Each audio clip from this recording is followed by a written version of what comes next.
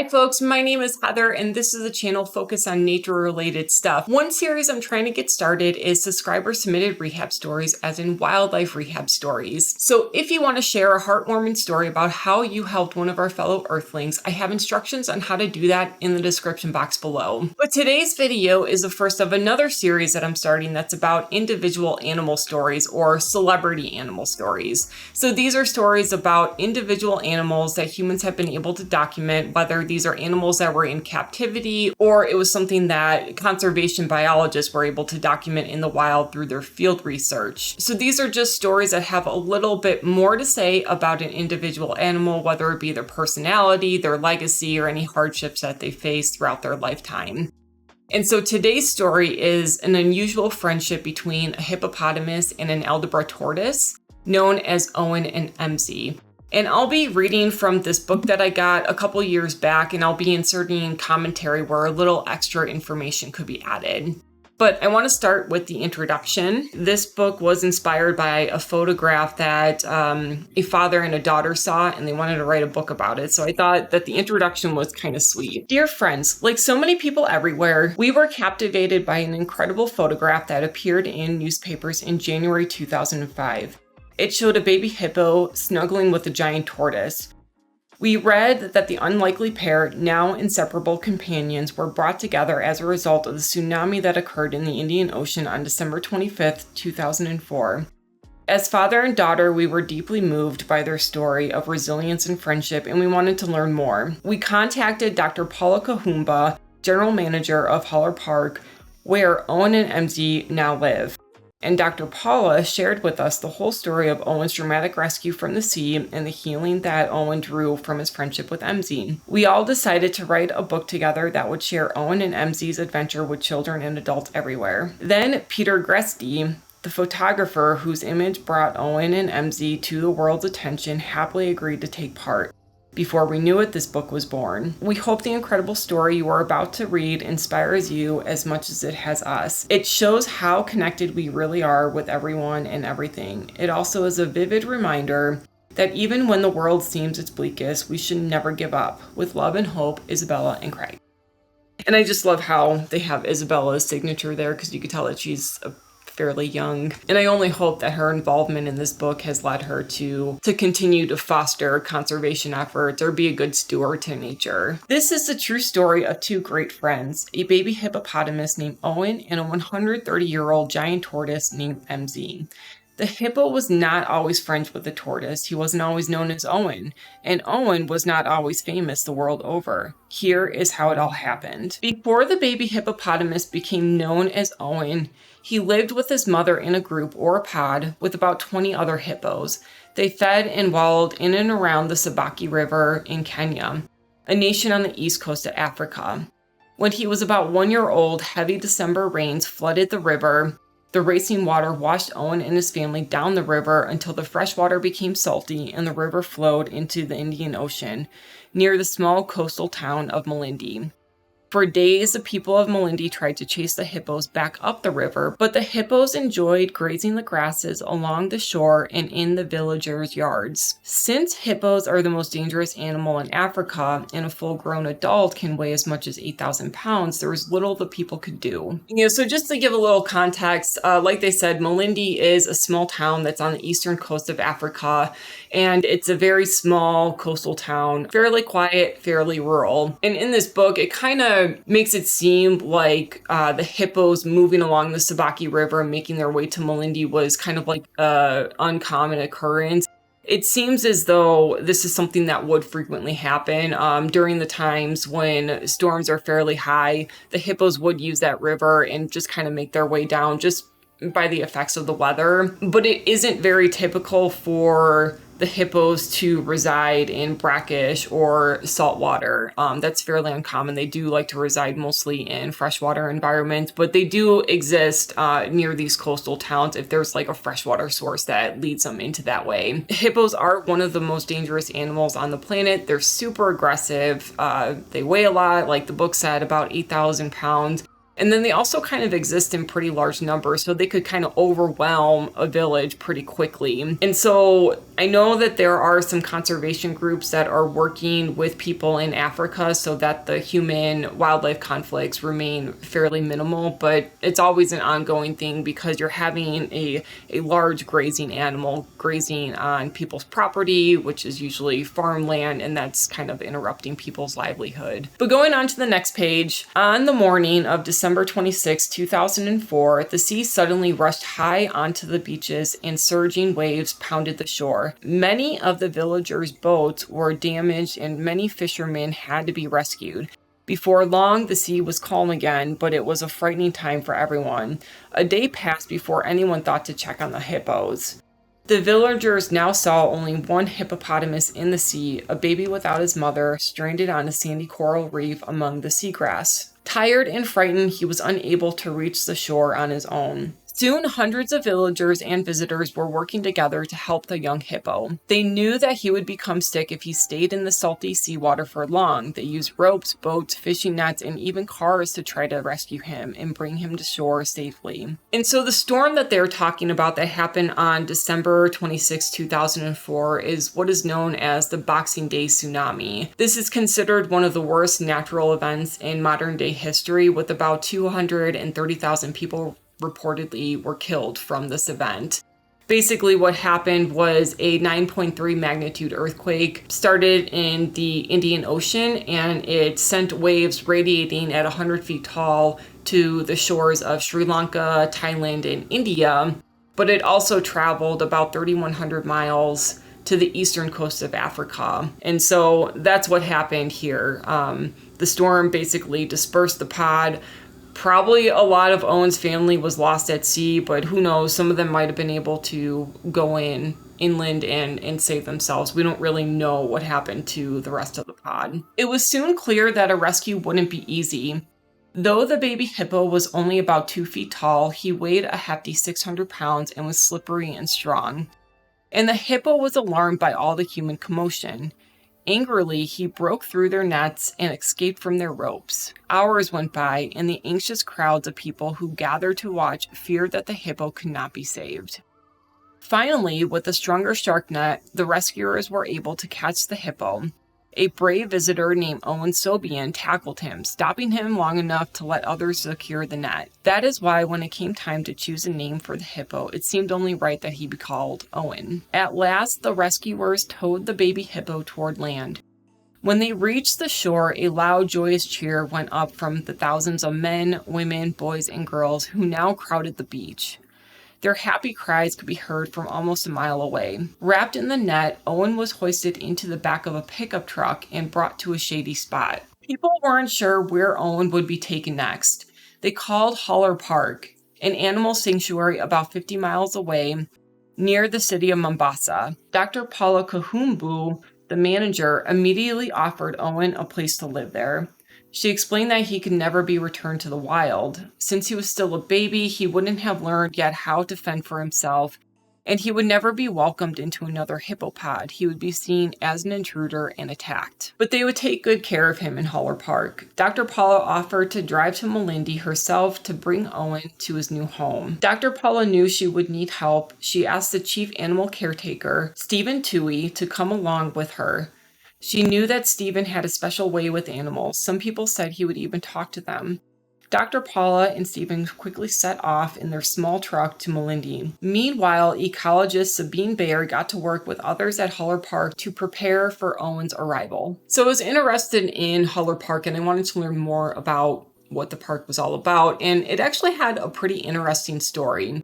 It is, in fact, about 50 miles from Malindi, so it's about a 2-hour drive south of Malindi, all along the coast. For whatever reason, they weren't impacted by the storm. It does look like they're a little bit more inland than Malindi is. But anyways, the area where Haller Park is located once was a limestone quarry. And essentially, as the mining operations continued, like all mining operations, you're kind of left with a wasteland afterwards, just from all the degradation that occurs. But in 1959, a lady by the name Renee Haller was tasked with rewilding the area. And so as part of this like rewilding project that she was on, she started to plant Casuarina trees into the area. These are trees that are known to grow in pretty harsh conditions. So they would be able to establish themselves in the wasteland that was this abandoned limestone quarry. After a little bit of time, she noticed that millipedes started to come in and they were eating the dried needles that were left on the ground from the Casuarina trees. And of course, then they started to poop. And so then they started to poop and they started to basically lay a layer of fertilizer down onto the ground. And then over time, and we're talking a matter of decades, more and more plants started to establish themselves, and then animals started to come in to fill ecological niches. And then in the 1970s, they started to integrate various projects, like they started a fish farm, they started to bring elands in for milk, and this was all to generate enough income until the sanctuary became what it is today. So I just kind of thought that was a cool little story about Haller Park. We're going to carry on to the next page. So it says, when Dr. Paula and Stephen arrived in Malindi, they helped to remove the nets and led Owen out of the pickup. But Owen became angrier than ever and charged at people that were gathered around. They tried to help him calm down by wrapping a blanket around his head. That way he wouldn't be able to see the things that were upsetting him. And I do just want to say that I have some experience rehabbing wildlife, and that is a pretty standard practice to cover their eyes so that they aren't alarmed by everything that's around them. They tend to kind of calm down. I don't know if they just kind of like concede to the fact that everything is out of their hands now, that their eyes are covered. I'm not really too sure. It's hard for me to relate because I feel like if I had my eyes covered when people were taking me somewhere that I wasn't too sure where they were taking me, I would just start to freak out even more. But, you know, I think they do kind of just concede to the fact that everything's out of their control now. They're just going to remain calm. That's just the best way that they are able to handle the situation. But Owen was angry about that too. So yeah, I could relate to that.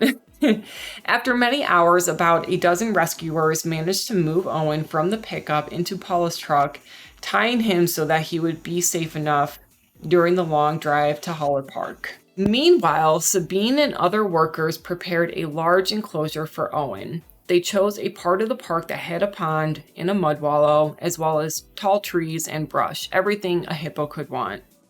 The area was already home to a number of bush bucks, vervet monkeys, and a giant Aldabra tortoise called MZ.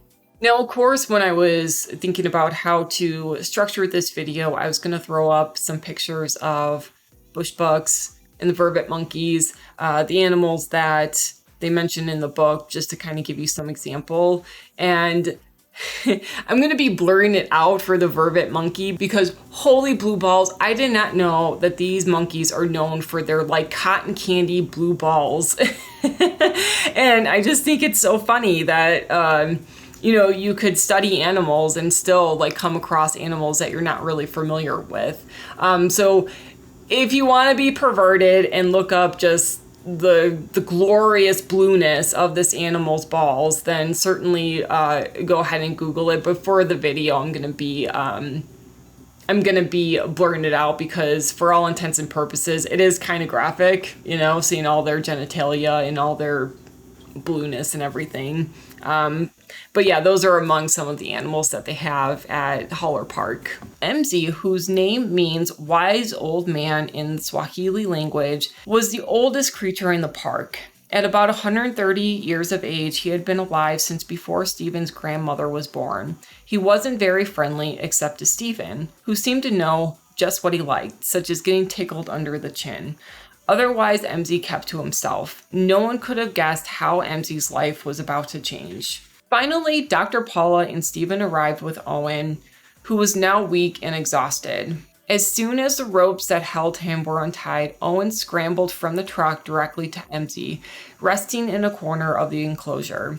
Owen crouched behind MZ the way baby hippos often hide behind their mothers for protection. Oh, that's cute. At first, MZ wasn't happy about this attention, He hissed at Owen and crawled away. But Owen, who could easily keep up with the old tortoise, did not give up. Slowly as the night went on, MZ began to accept his new companion. When the park workers checked on them in the morning, Owen was snuggled up against MZ, and MZ didn't seem to mind at all. Over the decades, MZ continued to crawl away, and Owen continued to follow him, but sometimes it was Owen who would walk away from MZ, and MZ who would follow. Bit by bit, MZ grew friendlier. At first, Owen wouldn't eat any of the leaves left out for him. Stephen and the other caretakers were worried that he would weaken even more. But then they noticed Owen feeding right beside MZ, as if MZ were showing him how to eat. Or perhaps it was MZ's protective presence that helped Owen feel calm enough to eat. No one will ever know, but it was clear that the bond between Owen and MZ was helping the baby hippo to recover from being separated from his mother and stranded in the sea. As the weeks went on, Owen and MZ spent more and more time together. Soon they were inseparable. Their bond remains very strong to this day.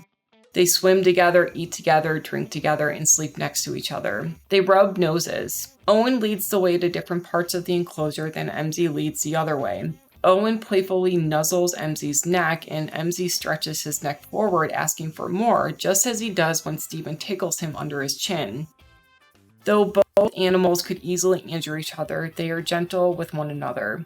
A sense of trust has grown between them. Wildlife experts are still puzzled about how this unlikely friendship came to be.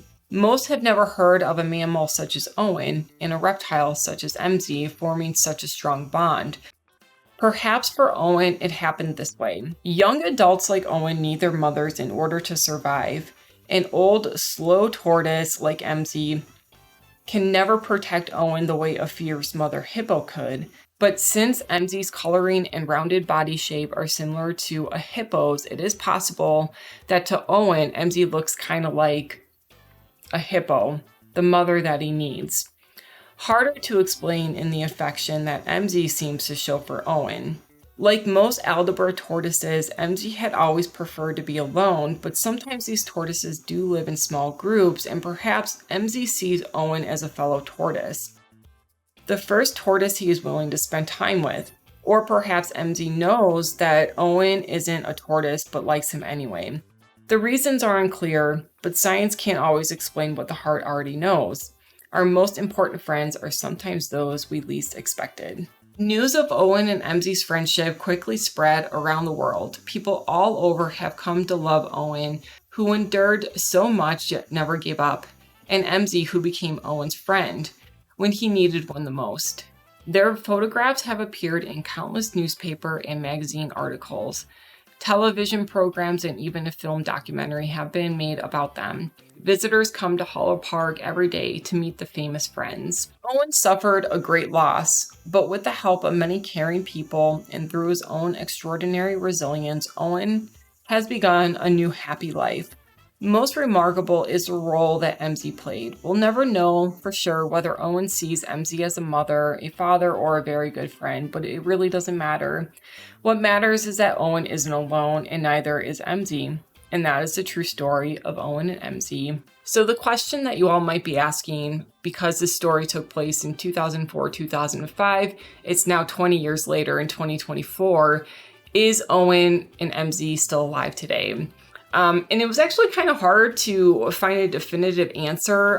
The only thing I could get was an AI generated answer, and that popped up as saying, yes, they are both still alive and well. Now, at the time that the story took place, MZ was 130 years old, and Aldabra tortoises live till about 150 to 200 years old. So MZ is either kind of at the tail end of his life, reaching about 150, or he could still live a little bit longer, about another 50 years. And hippopotamuses typically live about 50 years. And so Owen is probably about 25 at the moment. So he still has quite a few years left in him. So if you're going to Kenya and you want to check out Hollow Park, you might be able to still see this famous odd pairing of the hippopotamus and the tortoise. But that's going to do it for today, guys. If you liked the video, give it a like. It certainly helps me out a lot. I'm still a new channel, so I will take all the help I could get. Leave a comment down below. Let me know your thoughts, and subscribe if you want to hear more from me. So we will just see you in the next one. Bye.